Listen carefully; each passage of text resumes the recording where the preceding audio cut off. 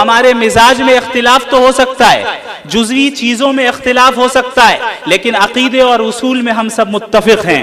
لہٰذا یہ چیز میں کھل کر کہنا چاہوں گا تمام لوگوں سے جو یہاں موجود ہیں، اور ان طلبہ سے بھی جو کسی بھی ادارے سے تعلق رکھتے ہیں، ایک نئی قسم کی وبا عام ہے، وہ وبا ہے ادارے کی عصبیت، ادارے کی عصبیت۔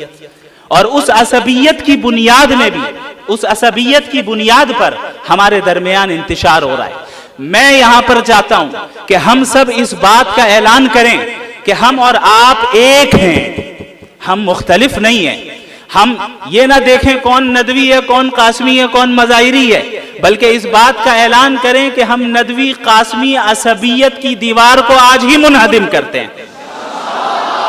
ندوہ اور دیوبند ایک ہی ہے، ندوہ اور دیوبند کا مقصد ایک ہی ہے، وہ مقصد اللہ کے دین کی حفاظت اور اس کی اشاعت ہے۔